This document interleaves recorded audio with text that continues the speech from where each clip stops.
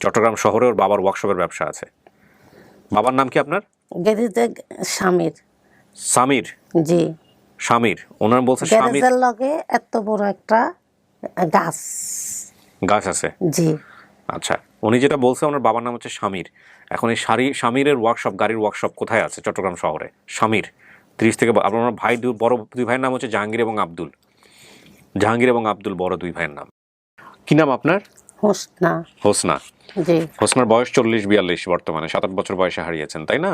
জি।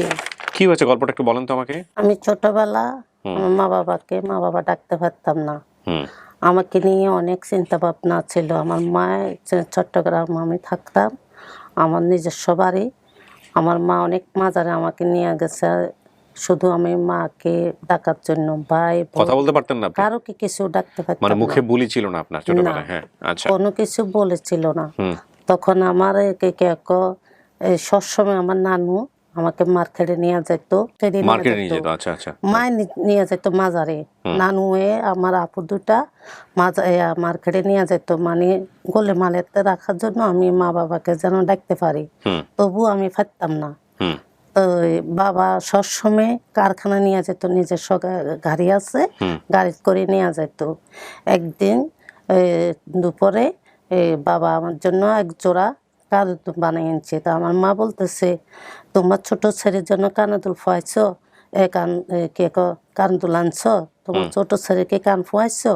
তা আমার বাবার তখন টাইটা খুলতে লাগছিল, টাইটা আর খুলে না। তখন ফাতেরা কোলে করে নিয়ে যাইয়া আমার কানের দুল আমার বাবা ফাল্লারে কান ফুয়াই কানের দুল লাগাইছে। তো চাইছে। এরপরে আমার নানু আমাকে মার্কেটে নিয়ে যায়। যাওয়ার সময় নানুর সাথে মার্কেটে গেছি, আসার সময় ড্রাইভারের সাথে বলছি, কেন বলছি, এত বড় একটা কাঠল কিনছি। ওটা কি? না, আমার নানু কিনছে। ওটা কি? ওটা মানে মনে মনে গবেষণা করতেছি কি নানুকে জিজ্ঞাসা করবো, না আপুকে জিজ্ঞাসা করবো, নাকি ড্রাইভারকে জিজ্ঞাসা করবো, কিন্তু ভয়ে কারোকে জিজ্ঞাসা করি না। এমন এমন ভাবনা করতে করতে আমার বাসার সামনে গাড়ি থামছে।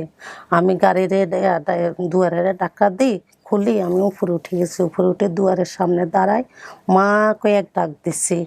তখন আমার জন্য সবাই একটা আনন্দতি, মানে হ্যাঁ, এতদিনের পরে আমার মা ডাকছে।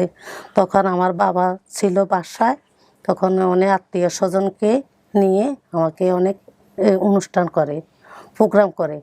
অনুষ্ঠান পরে শুক্রবার পরদিন আমাকে দেশের বাড়িতে নিয়ে যায়। দেশের বাড়িতে নিয়ে যায়, আমি অনেক দিন তরক বেড়াইছি। তখন আমার গ্রাম অঞ্চলে একটা ফুফু আছে, ফুফুদের বাসায় অনেকদিন ছিলাম। আমার ফুফু তখন খুবই একটা আদর করতো গ্রাম অঞ্চলে এটা। তখন আমাকে আমার বাবা নিয়ে আসতে গেছে। নিয়ে আসার পরে আমাদের একটা কাজের মেয়ে রাখছে, আমাদেরকে বাপ মেয়ে আমরা দেশে বাড়িতে গেছি শুধু বেড়াবার জন্য। তো আমার বাবাকে বাবা গেছে ফজরের নামাজ পড়তে। তো আমি ঘরে, আমার বেসিন আছে, আমি ব্রাশ করতেছি তো অফিসের দিকে দেখা যাইতেছে যে খিচুড়ি আছে না, প্লেটেতে ফেসের থেকে কিয়া ডাইলা দিছে। তো আমি খেয়াল ছিল তো এটা ফালাই দেবো, তো আমি ফালাইতে পারি নাই। বুয়া আমাকে আটকা রাখছে, কেউ নাই। তখন আমার বাবা এটা খাই বুকেরা জ্বলতেছে, জ্বলার পরে হাত পারে এভাবে করতেছে, মারা গেছে। আপনার বাবা মারা গেছে? হ্যাঁ, আমার বাবা মারা গেছে, কিন্তু আমার বাবার মৃত্যুর ঘটনা আমি ছাড়া আর কেউ দেখে নাই। আমার পরিবার, ফ্যামিলি, আত্মীয় স্বজন কেউ দেখে নাই। তখন অনেকক্ষণ পরে এরা কি করলো, আমার বাবাকে সেটা আমি ঘটনাটা পরে আল্লাহ যদি আমাকে কখনো মিলায় আমি পরবর্তীতে এটা আমি ঘটনাটা জানাবো।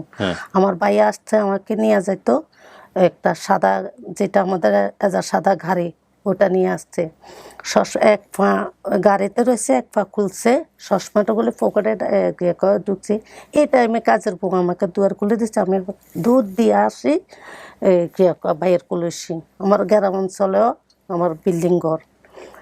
তারপরে যাই আমার ভাইয়ের কলসি উঠার পরে আব্দুল ভাইয়ের কলসি এটা টানছি, মানে কণ্ঠটা টানছে, বাবা কিভাবে মৃত্যু হয়েছে এটা খবর নেই, এটা খবর নেই, মানে মুখ দিয়ে বলতে পারি না। ও আপনি মুখ দিয়ে বলতে পারেন শুধু না, বোঝাচ্ছেন? আচ্ছা। মুখ দিয়ে বলতে পারি না।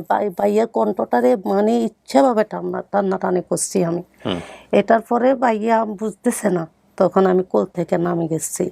নামার পরে আমি একা একা এক বনে ফলাই আসছিলাম, তখন ওইখান থেকে বাবাকে, কি বনে পলায় গেছেন? হ্যাঁ বনে ফলাই রেছি গ্রাম অঞ্চলে। আমি তো ময়লা থেকে তখন কাজের বুয়ারে বলে গেছে, বাবা যায় নামাজ দিচ্ছে, বাক্সা বসছে না কি করছে আমি এতটুকু জানতে পারি না। তো কাজের বুয়াকে বলছে আমাকে দেখে শুনে টাকার জন্য। তো গ্রাম থেকে এই ড্রাইভার আনছে মাছের পেটি লই, মানে আন্টিরা আপুরা আসতেছে। তা আমার বুয়াটা আমারে মারছে, এই দুইটা দাঁত এর আঘাত করে ফেলাইছে। আমি রাগে ঘিনে কিছু করতে না পারে, বাবার বেকলেসে টাকা ছিল অনেক টাকা, তো আমি একটা বুন্দা টাকা আনছি আর কাপড় চোপড়ে এলোমেলো করি, আমি যেদিকে সোজা রাস্তায় দেখছি ওইদিকে চলি। বাবার লাশ কি হলো ওখান থেকে? বাবার লাশ নিয়ে গেছে চট্টগ্রাম। আপনি ওই সময়টা কোথায় আছেন? আমি ঠিক বুঝতে পারছি না, মানে বাবা যেখানে মারা গেল ওটা কোথায়? ওটা গ্রামে, বাবার আপনাদের গ্রামের বাড়ি? আমার নিজস্ব গ্রাম বাড়ি। কি খেয়ে বাবা মারা গেল? কিভাবে মারা গেছে, মানে কি খাইছিল বাবা ওই সময়টাতে? আপনি যে বললেন যে বুকে হাত দিচ্ছে বা এরকম করছে। বুকে হাতে চাইছে, আমি আল্লাহ মিলাইলে আমি পরবর্তী এটা জানাবো, এখানে লেখা আছে। আপনি বলেন না এটা ঘটনাটা? না, ঘটনাটা বলি নাই। ওকে ঠিক আছে। তো আপনি ওইখান থেকে হারাই যান, ওই গ্রাম থেকে আপনি হারাই যান, আপনাকে নিয়ে যায়নি আপনার বাবার সঙ্গে? না, আমি ফালাই গেছি তো, দুধ দিয়ে ফলাই গেছি তো, আমাকে খুঁজে পাই নাই। তো আপনাকে পেলো কে তাহলে ওই হারানোর পরে? মানে খুঁজে আপনি যে পলাইলেন তারপরে পেলো কে? কেউ পাই নাই। আমি ওই গাড়িতে করি, গাড়িতে উঠে গেছেন আপনি নিজে নিজে? একটা গাড়িতে উঠে গেছি। কেন উঠলেন? হ্যাঁ, মানে কিভাবে আমি কিল্লে উঠে গেছি আমি নিজে জানি না, আমি মানে একটা রাগ ঢুকে গেছে। ওনার কথা শুনে যেটা মনে হচ্ছে যে ওনারা অবস্থা সম্পন্ন পরিবারের সন্তান। ওনার বাবাকে ওনারা ড্যাড বলতো, ভাইয়া আপুরা বাবাকে ড্যাড বলতো, মানে ড্যাডি ড্যাডি বলতো। জি, ওনার অবস্থা সম্পন্ন পরিবার যেটা মনে হচ্ছে। আপনার বাবা গাড়ির কারখানার মালিক ছিল? জি। ওনার বাবা গাড়ির কারখানার মালিক ছিল। গাড়ির কারখানা তো হবে না, এটা আসলে গ্যারেজ হতে পারে। হ্যাঁ, নিয়ে যাইতো আমাকে সবসময়। গাড়ির কারখানা বলতে উনি যেটা বলছে গ্যারেজ, হ্যাঁ ঠিকই আছে, গাড়ির গ্যারেজের মালিক। হ্যাঁ, এই জন্যই ওনাদের গাড়িও ছিল। এটা এটা অস্বাভাবিক কোনো কিছু না। বড় দুই ভাইয়ের নাম জাহাঙ্গীর এবং আব্দুল, তাই না? আচ্ছা শুনবো, আমি ওখান থেকে আসতেছি। গাড়ির গ্যারেজ ছিল। এটা আপনাদের বাড়ি কোথায় বলছেন? চট্টগ্রামে? চট্টগ্রাম থাকতাম, চট্টগ্রাম থেকে দেশের বাড়িতে বেড়াতে গেছি। বাবা হচ্ছে মিত্র, আমি কোথা থেকে কোথা হারিয়ে গেছি আমি নিজে এগুলো মনে পড়ে না। ওনাদের দোতলা বাড়ি ছিল, নিচতলায় গাড়ি রাখা হতো। বাড়ি ছিল দোতলা, চট্টগ্রাম শহরে। এখন চট্টগ্রাম শহরে কয়টা গ্যারেজ আছে আমি জানি না। এরকমভাবে এই গ্যারেজগুলো এখন আদৌ আছে কিনা, 40 বছর বয়স, আজ থেকে প্রায় 30-35 বছর আগের গল্প। চট্টগ্রাম শহরে ওর বাবার ওয়ার্কশপের ব্যবসা আছে। বাবার নাম কি আপনার? গ্যারেজে স্বামীর। সামির? জি। স্বামীর, ওনার বলছে স্বামীর। গ্যারেজের লগে এত বড় একটা গাছ গাছ আছে? জি। আচ্ছা, উনি যেটা বলছে ওনার বাবার নাম হচ্ছে স্বামীর। এখন এই স্বামীরের ওয়ার্কশপ, গাড়ির ওয়ার্কশপ কোথায় আছে চট্টগ্রাম শহরে? স্বামীর 30 থেকে আপনার ভাই বড় দুই ভাইয়ের নাম হচ্ছে জাহাঙ্গীর এবং আব্দুল। জাহাঙ্গীর এবং আব্দুল বড় দুই ভাইয়ের নাম। আব্দুল ফর্সা। আব্দুল ফর্সা। এটা তো একটা বিশাল ক্লু, ওয়ার্কশপের জায়গা থেকে এটা পাওয়া সম্ভব। এখন কথা হলো যে আপনার যে অবস্থা, আপনি কিছু মনে করেন, আপনাকে একটা প্রশ্ন করি যেটা হয়তো আমার মনের মধ্যে এসছে। আপনার এখন যে আর্থিক অবস্থা বা আপনার পারিবারিক যে অবস্থা, আপনার বাবা তো আপনার সামনেই মারা গেছে, আপনার মা বেঁচে আছে কিনা আপনি জানেন না। দুই ভাইদের আলাদা সংসার হয়েছে, তাদের একটা নিজস্ব একটা পরিস্থিতি দাঁড়াইছে। আর আপনার যে বর্তমান অবস্থা, তাতে যদি তারা এখন যদি জেনে শুনেও যদি মেনে না নেয়, আপনি কি করবেন? যদি মেনে যদি না নেই, শুধু বাপের বিড়াটা দেখে আসবো, আমার বাপের কবরস্থানটা দেখে আসবো, আমার আর কোনো কিছু নেই। যদি মা যদি থাকে, আমার একটা জীবনের কষ্ট, আমি এভাবে কষ্ট করে বড় হয়েছি, মাকে যেন এই কথাগুলো জানাই, যদি আমি মরতেও পারি আমার আর দুঃখ নাই স্যার। আপনার মায়ের নাম? আমার মায়ের নাম আমি জানি না। আপনার নাম হোসনা? জি, আমার বাবা মায়ের নাম এটা দেওয়া নাম হোসনা। মায়ের নাম জানে না, ওনার পিতার নাম স্বামীর, স্বামীও হতে পারে স্বামীর, আমার জানা মতো উনি বলছে। বড় দুই ভাই জাহাঙ্গীর এবং আব্দুল, এটা নাম ঠিক আছে? ঠিক আছে। জাহাঙ্গীর আব্দুল। বড় দুই বোন আছে, নাম বলতে পারে না। উনি সবার ছোট ছিলেন, কথা বলতে পারতেন না, এই জন্য সবাই আমাকে নিয়ে খুব চিন্তিত ছিল, অনেক চিকিৎসা করে। এখানে একটা কথা মাথায় রাখতে হবে, যারা কথা বলতে পারে না তারা অনেক সময় বোঝাতে চেষ্টা করে মানুষকে, ঠিকমতো তারা বুঝতে না পারলে তাদের মধ্যে এক ধরনের রাগ হয়, গোস্বা হয়, যেটা ওনার ছোটবেলায় হয়েছে। উনি বোঝাতে চাচ্ছিল, উনি বোঝাতে পারে না, যে কারণে উনি ক্রেজি হয়ে যায়, রাগ করে উনি লুকায় ফেলে বা ওখান থেকে চলে আসে। এটাও কিন্তু একটা ব্যাপার। হ্যাঁ, এবং ভাইদের পেশা বলছে চাকরি অথবা ব্যবসায় সবসময় ব্যস্ত থাকতো। আমাদের নিজস্ব দুটি গাড়ি ছিল, একটি সাদা এবং অন্যটি খয়েরি রঙের ছিল। ভাইয়া এবং আপুরা বাবাকে ড্যাডি বলে ডাকতো, ড্যাড। মাকে বলতো মাম্মাম, মামাকে বলতো মাম্মাম।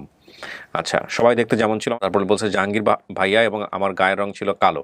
আম্মু এবং আব্দুল ভাইয়া আপুরা ফর্সা ছিল। আম্মুর মাথার চুলগুলো ছিল অনেক লম্বা। থাকার ঘর আমরা সমস্ত থাকতাম চট্টগ্রামে। আমরা যে ঘরে থাকতাম সেটি ছিল দোতলা। আমরা থাকতাম দোতলায়, আর নিচতলায় গাড়ি রাখা হতো। নানু ছিল লম্বা, স্মার্ট, সাজগোজ করে থাকতো। আমাকে মাঝে মাঝে মার্কেটে নিয়ে যেত। গ্রামের বাড়িতে একজন ফুপু ছিল, ফুপার একটা দোকান ছিল। আমার একজন ফুপাতো বোন ছিল, তিনি আমাকে আদর করতেন এবং কোলে নিতেন। তার নাম জানা নেই। গ্রামে অনেক খেজুর গাছ ছিল। হারিয়ে যাওয়ার ঘটনা, একদিন নানু আমাকে আপুকে নিয়ে আমাদের গাড়িতে করে মার্কেটে নিয়ে যায়। আসার সময় নানু বড় একটা কাঁঠাল কেনে। আসার সময় আমি ড্রাইভারের সাথে বসি। বাসায় এসে ঘরের দরজায় দাঁড়িয়ে হঠাৎ আম্মুকে আম্মু বলে ডাক দিই। এত বছর পর আমার আম্মুকে আম্মু ডাক শুনে সবাই অবাক হলো এবং আনন্দিত হয়ে বড় একটি অনুষ্ঠানের আয়োজন করে। পরদিন সকালে বাবা আমাকে নিয়ে গ্রামের বাড়িতে যান। গ্রামে বাবার সাথে কিছুদিন ছিলাম, ফুপুর বাড়িতেও বেড়াই। একদিন সকালে গ্রামেই বাবার মৃত্যু হয়। বাবার মৃত্যু ঘটনাটাও ছিল একটা মর্মান্তিক ঘটনা, যেটি আমি জানি, হয়তো আমার পরিবারের কেউ এখনো জানেন না। যদি কোনোদিন পরিবারের সন্ধান পাই তাহলে তিনি সামনাসামনি বলবেন এটা। ভাইয়া এসে আব্বুর লাশ নিয়ে যাওয়ার জন্য এসে আমাকে কোলে নেয়। আমি চেষ্টা করি বাবার মৃত্যুর ঘটনা বলার জন্য, কিন্তু আমি বলতে পারিনি। কেউ আমাকে জিজ্ঞেসও করেনি। তাই আমি রাগ করে ভাইয়ার কোল থেকে নেমে পালিয়ে যাই। পরে ভাইয়ার লাশ নিয়ে চলে যায়। বুয়াকে বলে আমাকে দেখে রাখতে। এই বুয়াটাকে, কাজের বুয়া? জি।